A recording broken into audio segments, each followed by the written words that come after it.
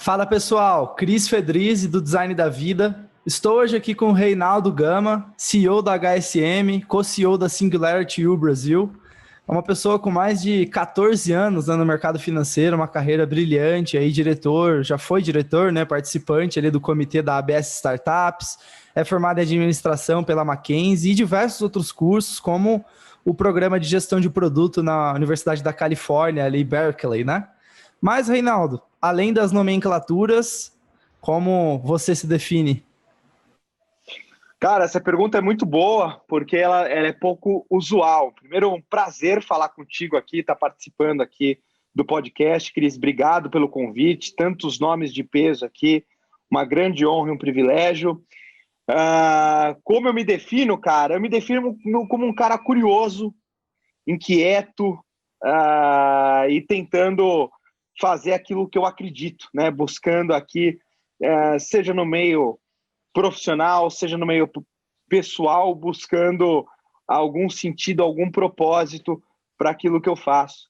Eu, há uns anos atrás, na verdade, há uns bons anos atrás, quando eu comecei minha carreira de estagiário, uma vez um diretor me disse para mim assim, puxa, Reinaldo, não basta ter só sucesso na vida profissional ou só sucesso na vida pessoal. O importante é o balanço. E aquilo marcou muito ali para mim e eu tento equilibrar. Então, tirando todos esses títulos aí, que são os títulos que, na verdade, eles são do momento, né? Hoje eu estou como CEO da HSM, estou como CEO da Singularity Brasil.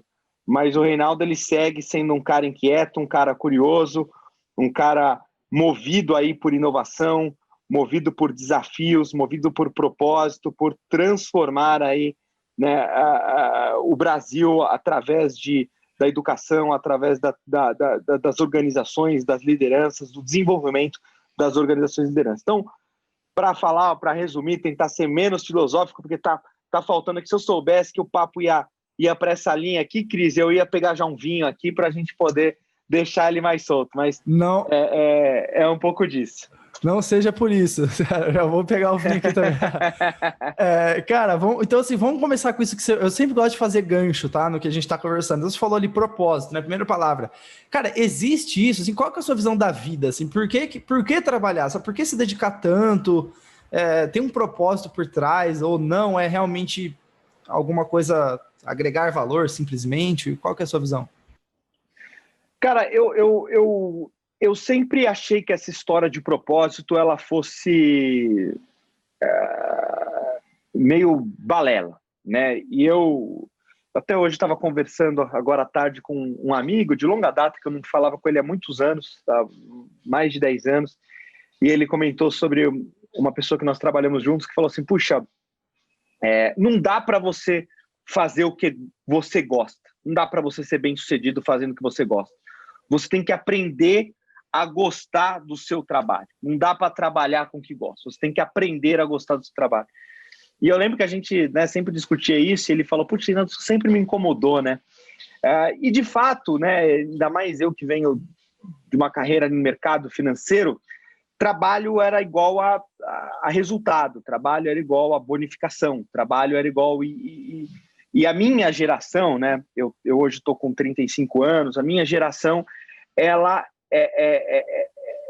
a gente foi trabalhado, os meus pais, né, os meus amigos, na faculdade, no colégio, que sucesso estava muito ligado à remuneração, ao trabalho, à ascensão financeira no trabalho, né, promoção, a cargo, a dinheiro. Então é muito difícil para desvincular isso, né? E obviamente que eu me sinto uma pessoa muito nova e eu fico muito feliz de ter descoberto que não é bem assim, que dá para você tentar descobrir, né? Dá para você tentar encaixar, dá para você tentar unir os dois. Recentemente eu li um texto do Scott Galloway, que ele fala que, puxa, não dá para você ficar falando para uma pessoa de 18, 16 anos, siga o seu propósito, siga a sua... Porque por muitas vezes essa pessoa pode se frustrar, né? Talvez você tenha que trabalhar um pouco, você tenha que desenvolver algumas coisas para ir, então, encontrando o seu propósito. Eu acho que o propósito ele é um processo evolutivo. Eu não me considero, todos os anos que eu trabalhei no mercado financeiro, eu fui muito feliz. Óbvio que incomodado, inquieto, tentando buscar ali, até que estou onde estou e continuo, né? Acho que o propósito ele não acaba. Você vai entendendo. Então, vai entendendo este propósito. Então, eu acho que você romantizar o propósito, ele também pode ser perigoso. Eu acho que é um balanço, eu acho que ele é altamente possível, e eu acho que quando você descobre, você consegue unir os dois, né? Isso sim é o sucesso, né? Então, quando você consegue essa junção de propósito com, né, realização profissional, realização pessoal, é um conjunto de fatores, né? Um conjunto de fatores. E dá para buscar, eu acho que dá para buscar em todas as áreas. Eu acho que não tem uma área que tenha mais propósito que a outra ou menos propósito. Eu acho que a gente pode encontrar propósito em diversas áreas. Eu vi por muitas vezes, né, o meu propósito no mercado financeiro. Eu via de certa forma impactando, seja impactando um funcionário. Eu recebo mensagem de antigos funcionários meus: poxa, Reinaldo, aquilo que você me falou mudou. Então, eu acho que é uma jornada. É uma jornada que, se a gente romantizar muito, a gente pode se perder e pode se frustrar. Então, tentando não me alongar muito aqui na resposta, porque ela, de fato, ela é muito complexa, né? Ela não é binária, não é isso nem aquilo. Eu acho que, né, tentando ser pragmático aqui, eu acho que o propósito é uma jornada que você vai caminhando e você vai descobrindo ele e você vai entendendo a tua contribuição neste propósito, no teu propósito de vida, onde que você pode contribuir, onde que você pode impactar mais. Então, de forma mais pragmática, resumindo, é isso. Perfeito. Isso nos leva, sempre eu começo, quando eu começo as entrevistas de design da vida, eu sempre chego nesse ponto já de início, que é a jornada do autoconhecimento, né? Que eu acho que, cara, é uma coisa tão importante assim para nossa vida, né? Para entender os nossos valores, quem são as pessoas que a gente quer por perto, né? Os negócios que a gente quer se vincular e etc. Como foi assim a sua jornada de autoconhecimento? Você acha que foi uma coisa mais vivendo e aprendendo? Isso, é meio isso, porque não dá para, por exemplo, não dá para eu falar que eu não gosto de quiabo se eu nunca comer quiabo. E não adianta eu comer quiabo uma vez. Eu tenho que comer quiabo com 18 anos, eu tenho que voltar a comer quiabo com 25 anos, eu tenho que voltar a comer quiabo com 30 anos. Eu nunca vou me conformar que eu não gosto de quiabo. E tem quiabo, tipo, macarrão de quiabo, tem vários tipos, às vezes, que você nunca experimentou. Tem quiabo frito, tem o vinagrete de quiabo. Então, essa história do binário, eu acho que funciona isso muito na carreira. Não dá para falar que eu não gosto disso, eu não gosto daquilo. Tem momentos, né? Tem momentos. Eu tenho um monte de coisa que eu não gostava na minha adolescência que hoje eu amo. Seja porque eu evoluí, né, eu evoluí meu paladar, eu evoluí meu gosto musical, eu evoluí, né, e, de novo, evoluí sem pejorativo aqui, tá? Sem juízo de valor. Não é que era ruim ou que era bom, mas uma evolução, né, de gosto, né? Ou seja, puxa, eu hoje adoro vinho, né? E o meu gosto ele foi evoluindo, ele é uma evolução. Você vai entendendo a uva que você gosta mais, a região que você gosta mais. Isto é um processo evolutivo. E assim eu acho que é na tua vida profissional também.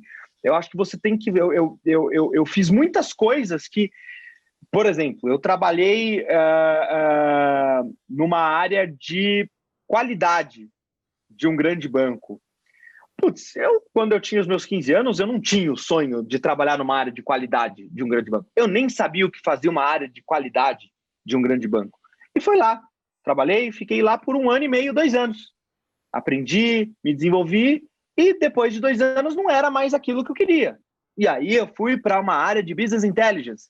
Depois eu fui para uma área de planejamento comercial, planejamento estratégico, e assim eu fui entendendo, mas eu sempre ficava ali 1 ano, 2 anos, 1 ano e meio. Eu falo que, minimamente, 1 ano e meio, de 2 anos, é um período para você entender, poxa, você gosta ou não gosta, você está no lugar certo ou não está no lugar certo, né? Porque é um processo evolutivo, você vai entendendo, né? Então, se eu for fazer essa analogia, para mim é muito isso. Acho que é um processo evolutivo. A minha jornada profissional, a minha jornada pessoal é essa inquietação e nunca ser binário, né? Ou seja,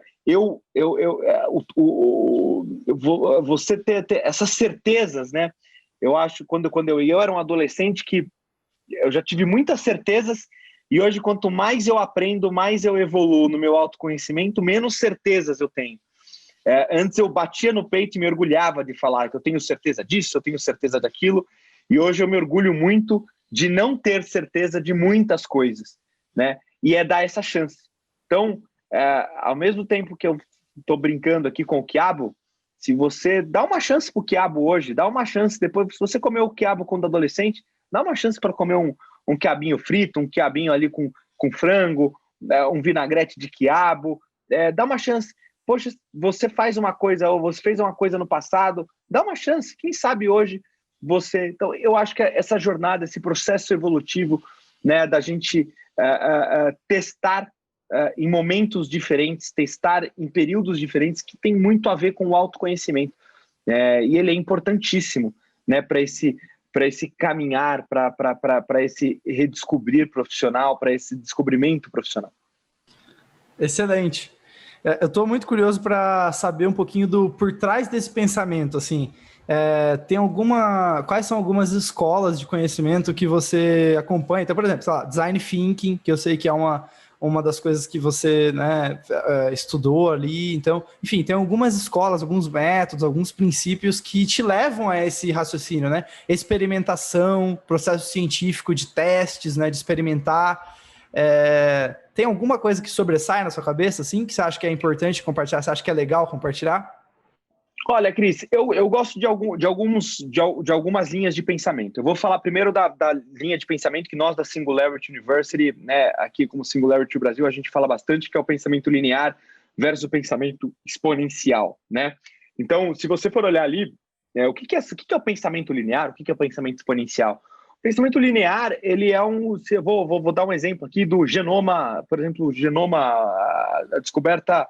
Em 1990, mais ou menos, começaram a sequenciar o genoma humano. E levaram mais ou menos 7 anos e cerca de $1 bilhão para sequenciar 1% do genoma humano. Isso inicinho da década de 90.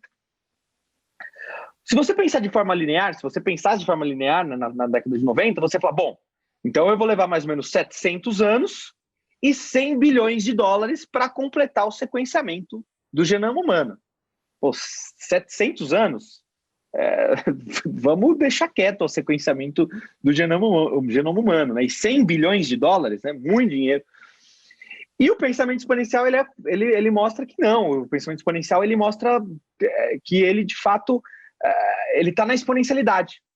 E esse é um caso real. Na verdade, levou mais 6 anos e $1,3 bilhões para finalizar o sequenciamento do genoma humano. Ou seja, levou menos tempo do que levou para sequenciar 1%, então levou mais 6 anos, né? Ou seja, em 13 anos, você sequenciou todo o genoma humano e $2,3 bilhões. Ou seja, 1% foi metade disso. Para sequenciar, né, 1%, se levou $1 bilhão e 7 anos. E a gente teve nos outros 99% a outra metade. Então, esse é o pensamento exponencial, né? Ou seja, se a gente for pensar de forma linear, as coisas, a evolução, ela não está mais de forma linear, ela está de forma exponencial. Usando um exemplo, né, usei um exemplo muito positivo do sexo voltado para a saúde, vou usar um exemplo horroroso, que é o que a gente está vendo da pandemia, do Covid-19, né? A forma exponencial que ela surgiu numa cidadezinha lá no interior da China e olha aí, né? Cá estamos mais de um ano na pandemia, de forma exponencial, um crescimento exponencial. Então, esse é um pensamento que eu gosto bastante, de você olhar a exponencialidade das coisas. E a Singularity, ela trata muito isso. Ela trata, ela praticamente aposenta o pensamento linear para que você pense de forma exponencial. Quais são algumas perguntas assim que você se faz, ou algumas coisas que você acha que são chave assim, para, sei lá, que muda a visão, sabe? Para sair desse pensamento linear para um pensamento mais exponencial, assim. Olha, cara, de novo, você imagina se os cientistas, né, pensassem linearmente, falassem, putz, vamos levar mais 700 anos. Na verdade, é tentar encontrar modos diferentes. A pergunta é, poxa, legal, levei esse tempo, ou demorei tanto tempo aqui para trilhar esse caminho, gastei tanto tempo para fazer isso. Que forma diferente que eu posso fazer? Será que se eu me unir com mais alguma pessoa? Será que se eu fizer uma parceria? Será que se eu não chamar pessoas que pensam diferente aqui de mim, eu não acelero isso? Encontrar então, alavancas, né? Seria isso? Alavancas, né? A exponencialidade é como é que eu tenho uma potência, né? Como é que eu conversando junto com o Cris, elevo essa minha potência, né? E pegando mais outras pessoas. Então é um pouco disso, são perguntas, são associações, são parcerias, o trabalho em ecossistema, né? A gente tem falado muito disso, essa palavra está muito em voga, mas poucas pessoas sabem o que é trabalhar em ecossistema, que é justamente isso, unir as potências, juntar as potências. Então, eu não sei a história toda por trás do sequenciamento de genoma humano, mas com certeza novos laboratórios se juntaram, você foi abrindo isso. Então, esse é um grande ponto importante, né? Você trazer isso, você difundir, essa é a exponencialidade. Eu acho que a gente não está mais Eu lembro quando eu estava na época da faculdade, um amigo tinha alguma ideia e ele falava assim, Reinaldo, vou te contar uma ideia aqui, cara, mas não fala para ninguém, é uma ideia milionária, é um negócio que a gente está no mundo que é totalmente ao contrário, né, cara? Quanto mais você contar a tua ideia, porque a ideia, ela não tem valor, né? O que tem valor é a execução. E se você se juntar com mais gente... Então, esse é o grande ponto. Acho que se eu fosse, de novo, de forma pragmática aqui falar, o que pode ajudar nessa exponencialidade é você dobrar, né? Você dividir, você compartilhar para dobrar a sua potencialidade. Genial, genial. Nossa, muito bom. Eu vou depois refletir sobre isso nos negócios que eu estou envolvido aqui. Muito legal. Cara, sobre skills, assim, habilidades, né? Eu acho que é uma coisa... a gente fala muito de soft skills aqui no Design da Vida, né? Então, cara, liderança, inteligência emocional, enfim, todos esses aspectos. Porém, existem algumas habilidades de skills, hard skills mesmo, que, cara, tô vendo que tem um potencial enorme, uma alavancagem, eleva a potência, né? Às vezes o exercício do empreender, ou enfim, de gestão e outras coisas.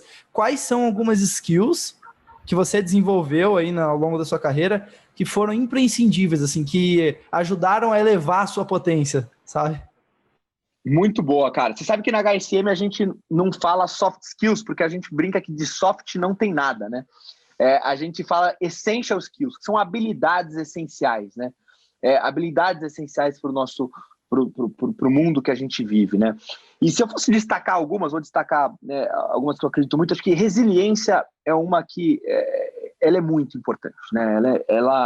Ou seja, você ser capaz de se adaptar, de ser resiliente a uma situação, e a gente vou usar de novo a pandemia aqui,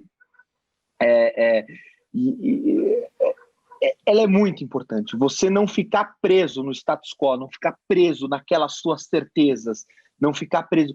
Resiliência é algo, a gente conversa na HSM, na Singularity, eu converso com muitos CEOs, com muitos executivos da área de recursos humanos, da área de gestão de pessoas, e o que eu escuto muito deles é, Reinaldo, a gente contrata pelo hard skill, ou seja, pela habilidade técnica, pelas habilidades técnicas, e a gente demite pelos soft skills ou pelos essential skills, pelas habilidades essenciais, né?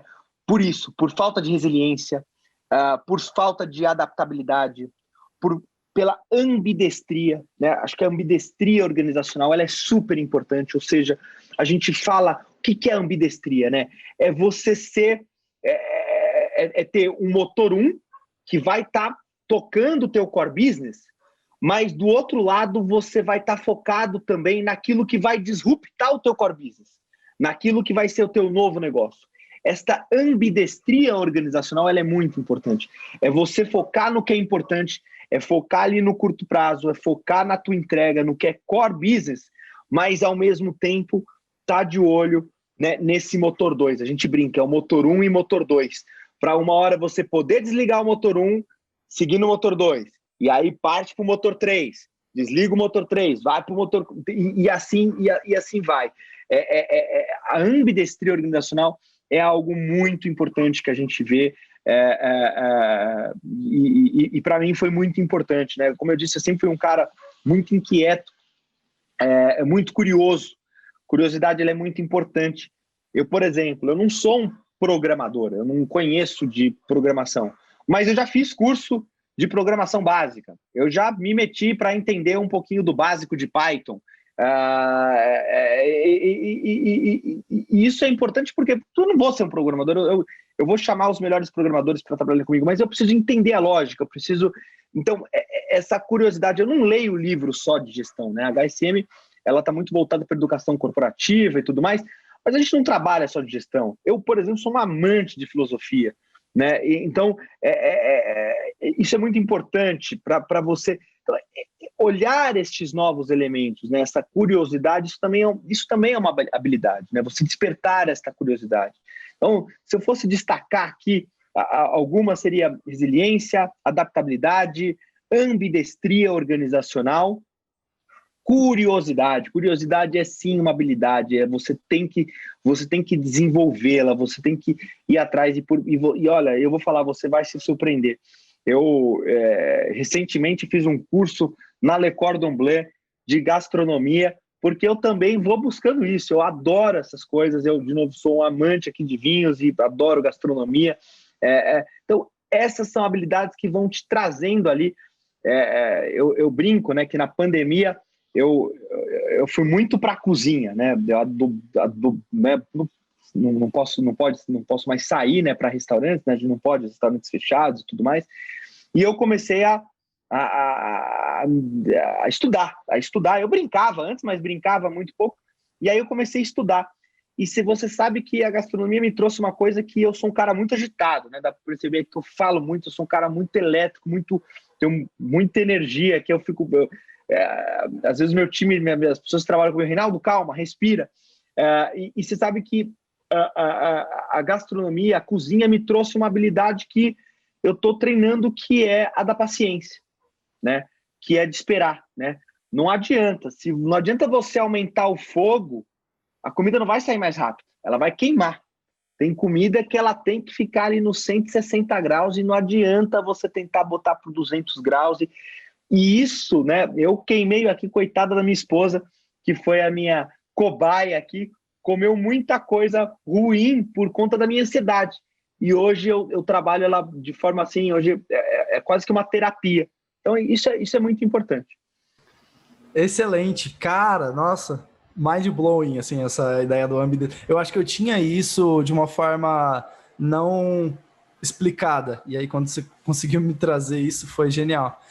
Cara, eu sou um apaixonado por filosofia também, então eu tenho uma prática aqui do estoicismo, né, que é, cara, parar para escrever todos os dias, assim, ou pelo menos cada 2 dias, eu paro para escrever, para refletir, sabe?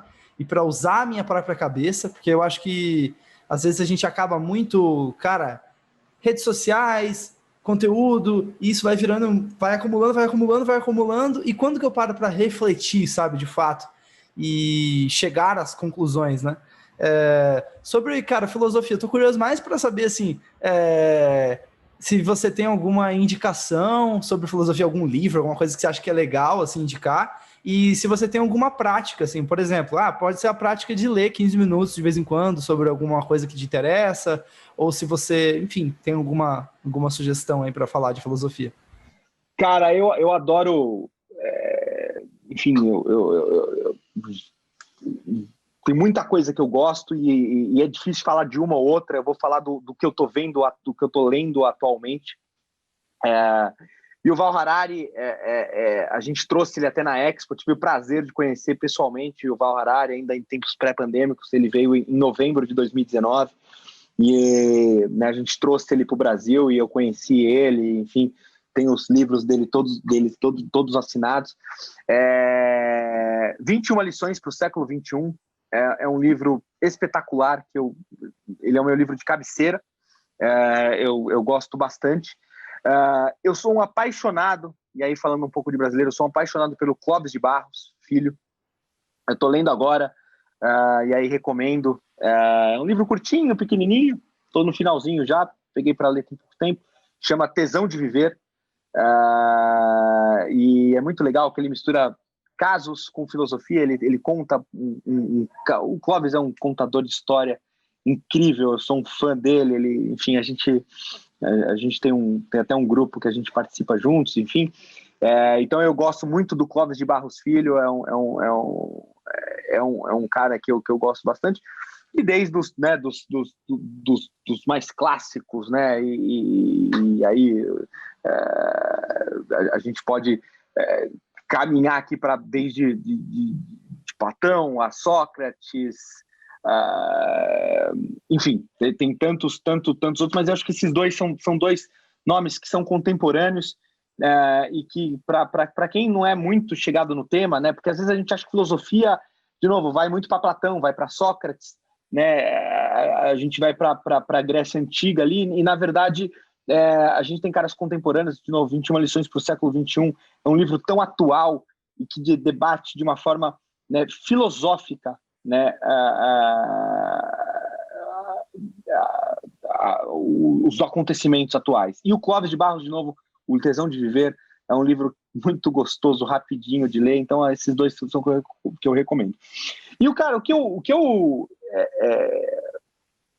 procuro ler artigos, procuro ler, né, gosto muito de blogs de filosofia, enfim. E o que eu costumo praticar aqui, cara, é filme, cara. Eu gosto muito de filme. Filme não tem nada mais que me desconecte e que é super importante, que me faça refletir do que filme, né? Filme é um momento que eu tento botar ali o celular em modo avião e ficar ali as 2 horas ali, né? E eu gosto muito de drama, gosto muito de filmes que trazem, né? Quem viu recentemente, né? Tá super aí na moda o Soul. Soul é um filme altamente filosófico. Soul é um filme que fala de propósito. É um filme novo da Disney, da Pixar. Tá no Disney+, foi lançado aí dia 25 de dezembro. Vale muito a pena. É uma reflexão sobre propósito incrível. E fala um pouco disso, né? Não dá pra gente falar de propósito se a gente não viver. O filme ele traz essa reflexão incrível. Então, eu gosto bastante esse é o método que eu uso aqui. Excelente. Cara, vou assistir o filme. Vou assistir o filme e vou depois comprar o livro do Clóvis aqui. Eu li o 21 lições para o século XXI. Vale reler todo ano. É o tipo de livro que você lê e você relê e você fala, meu Deus, não é o mesmo livro. Ele nunca vai deixar de ser atual. Ele nunca vai deixar de ser atual. Ele sempre vai ter um ponto ali, é verdade, cara. Ele é bem legal. Boa. Cara, eu fico muito pensativo sobre isso que você falou, de parar para cozinhar e ter algumas práticas, filme, que te desconecta, e que às vezes tem gente que tenta estar sempre hard work e execução e tal, e cara, quando você para, você consegue ter uma ótica, e aí vem, né, a questão do exponencial. Que às vezes, cara, você parou ali, quando você assistiu o filme Soul, conectou duas coisinhas ali no cérebro. Cara, eu assim, Cris, eu não acredito nisso, cara. Eu acho que a gente já foi o tempo de ter o CEO, super-homem, o workaholic, o cara que isso não é mais sustentável. E de novo, voltando para a filosofia, né? Você precisa, às vezes, do ócio criativo, cara. Você precisa praticar o ócio criativo. Você precisa, às vezes, você não tá usando o celular, teu celular tá muito quente, cara, tá lento e tudo mais, e aí, de repente, eu por exemplo, tenho iPhone, você tem que ficar fechando todas as janelinhas para ele dar aquela respirada, né? O nosso cérebro é assim, cara, a gente precisa fechar algumas janelinhas para ele dar uma resfriada, e a gente... Então, eu acredito muito nisso, eu falo isso muito com o meu time. Por exemplo, cara, dificilmente você vai conseguir falar comigo sobre trabalho, meu time já sabe disso, pessoas que trabalham comigo, depois das 8h30, 9 horas da noite.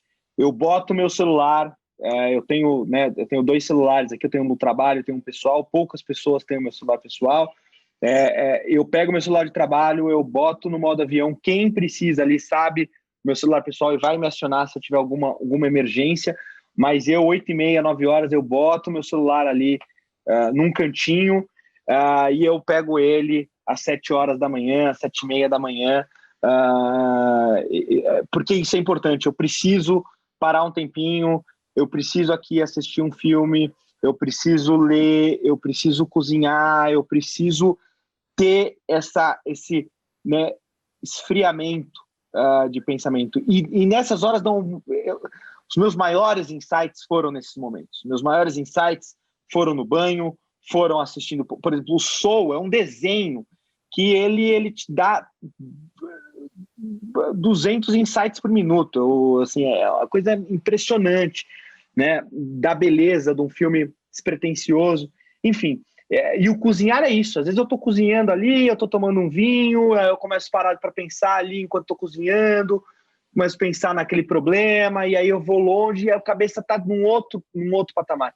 Então, isso é muito importante, cara, acho que a gente vive um tempo que é a era da integralidade. Tem um livro muito bom que chama A Era da Integralidade, do Fernando, agora eu esqueci o nome dele, depois eu pego aqui, eu passo para você, chama A Era da Integralidade.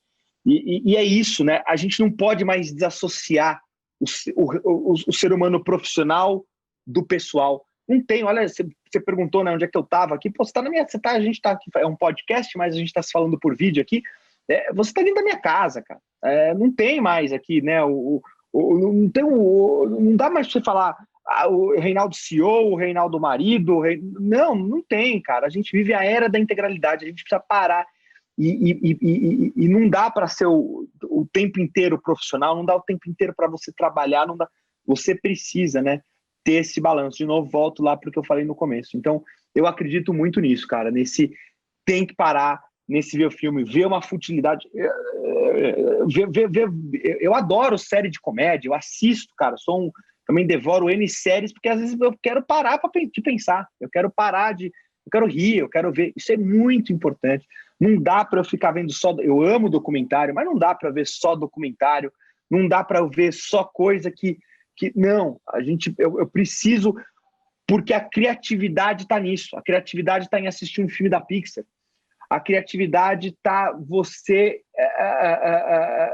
assistir. Eu peguei esse fim de semana, esse sábado, eu comecei a ver, eu vi mais ou menos uns 12 curta-metragens da Pixar, filmes de 5 a 8 minutos mais ou menos, maravilhoso, filminhos curtos, alguns super bonitos, outros mais filosóficos, outros bestas que perdi lá 5, 6 minutos, mas é importante isso desperta a criatividade, isso traz outras habilidades importantes aí.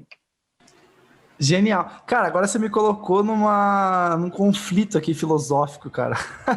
Que é o seguinte, cara, eu vivo muito isso, assim, e aí eu nunca sei diferenciar quando que o foco sufoca. Qual que é a linha? Porque você falou, a partir das 8h30, 9 horas. Mas eu imagino que durante o dia, quando você está em modo execução, modo focado e tal, eu imagino que você deve ser extremamente focado. Não sei como que você se organiza na sua agenda, mas eu imagino que as pessoas eficientes que eu conheço, cara, tem um período ali de deep work, né, que a gente chama. E, cara, tem alguma linha, assim, quando que você percebe que o foco sufocou, sabe? E até em negócios mesmo. Então, por exemplo, você falou ali da ambidestria, né? Existem momentos em que eu estou fazendo o motor girar e existem momentos que eu estou pensando, cara, e daqui a pouco que esse motor vai parar de funcionar? Né? Então, Enfim, tem alguma linha aí? Cara, tem uma linha assim, cara. Pelo menos a minha linha. Eu acho que não tem uma receita de bolo. Mas, por exemplo, eu não sou um cara estressado. Eu sou um cara que eu tenho muita energia, eu sou muito agitado.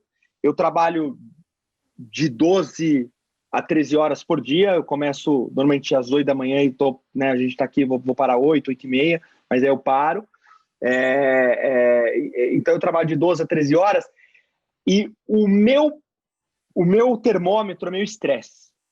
O meu termômetro é meu estresse. Por exemplo, quando eu estou com falta de paciência, quando eu tô, ou seja, quando eu tô mais estressado, quando eu tô com falta de paciência para olhar um assunto, ou quando eu em casa, eu às vezes com a minha esposa, eu às vezes com o meu pai, com a minha mãe, quando eu falo com eles por telefone, ou com um amigo. Então, o meu termômetro é o meu estresse, é minha falta de paciência. Quando eu começo a ver, caramba, eu tô com falta, eu tô impaciente, eu tô ríspido, porque eu sou um cara que eu tento praticar muito aquilo que eu prego, né? Eu falo que o melhor exemplo é a prática, né? E quando eu vejo que eu estou começando a ficar, né, impaciente, quando eu estou impaciente com o meu time, quando eu estou impaciente com um cliente, quando eu estou impaciente com um fornecedor, eu acendo a minha luzinha amarela. E aí eu tento dar uma parada, tento entender o que está acontecendo, tento ver o que está me estressando, tento resolver, tento ver. Então, o meu termômetro é meu estresse, é minha falta de paciência. Quando eu estou impaciente, e eu acho que cada um tem que sentir o teu termômetro, cara. Eu, de fato, trabalho, tem hora que eu, né, tem dias que eu tô uma reunião atrás da outra até pedir para a gente mudar o horário dessa daqui, porque eu acabei de sair de uma reunião que ela ia estender, e é isso. E isso é um pouco de saber lidar, porque se eu fosse deixar para mudar, vou dar um exemplo aqui, né?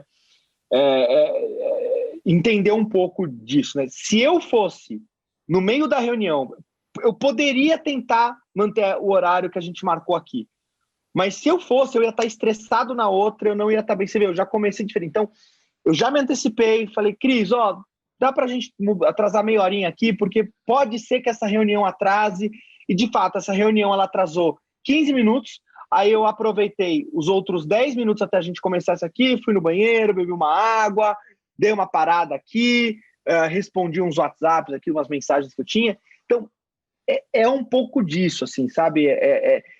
Eu acho que não tem uma receita de bolo, você tem que entender, aí tá muito voltado de novo, a gente fica, meio cíclico no autoconhecimento. O meu termômetro é a minha impaciência, é o meu estresse, é o meu nível, porque eu não sou um cara estressado, eu já me conheço, eu não sou um cara estressado, eu não sou um cara nervoso, você pode conversar com as pessoas que trabalham comigo há anos, e eu não sou. Então, quando eu começo, e aí muitos do meu time começam a falar, ih, Reinaldo, você não tá bem, você tá estressado, aí já começa a acender ali. Então, é um pouco disso. Cara, muito bom, sensacional. A gente tem os últimos 15 minutinhos aqui, já estamos chegando no final.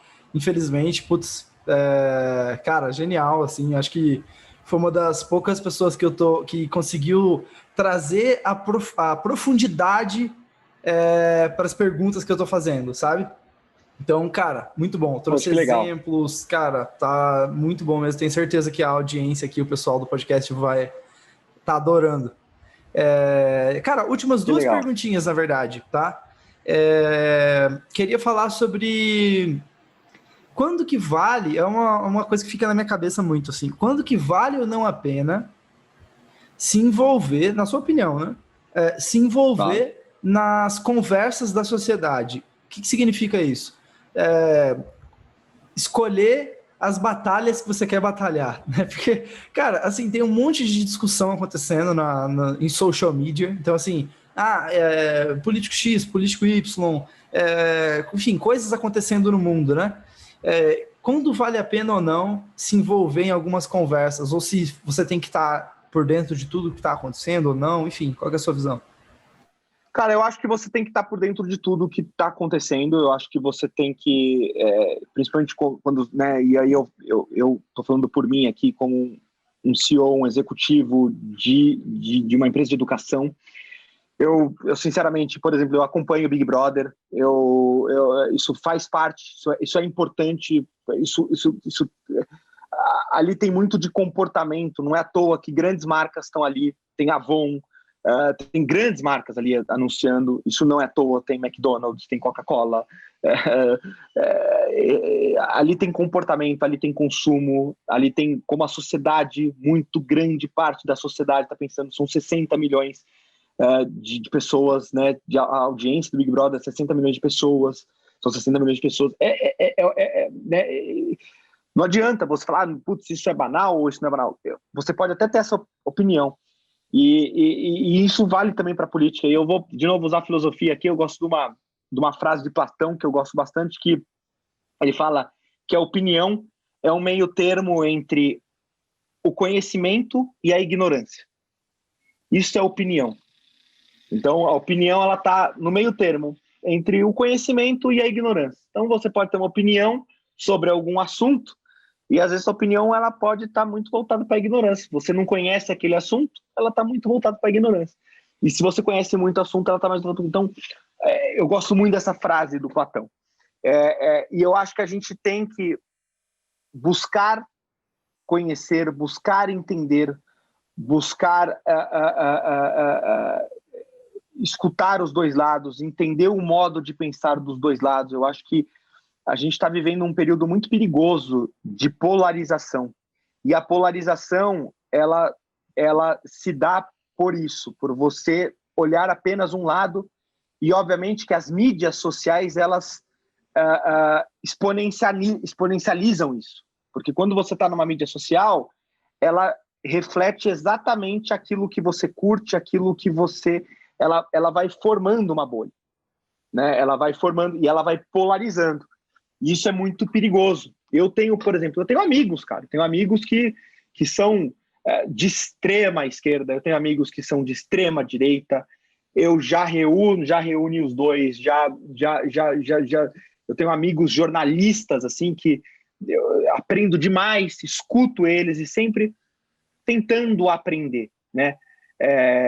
Nunca tentando impor. Então, eu acho que é muito importante. Eu acho que a gente se abster do conhecimento, se abster dos assuntos que estão acontecendo, seja ele Big Brother, seja ele política, seja ele o que estiver acontecendo no mundo, ele polariza e ele distancia da realidade, né? E a gente a gente só muda a realidade se a gente estiver dentro da realidade. A gente não muda a realidade fora da realidade. Então eu acredito demais nisso. Eu acho que a gente tem que entender os dois lados e, de novo, tomar cuidado com a opinião, porque, de novo, a opinião ela é uma opinião. A opinião ela não é o certo, ela não é o errado, né? Ela é uma opinião e ela é um meio termo entre o conhecimento e a ignorância.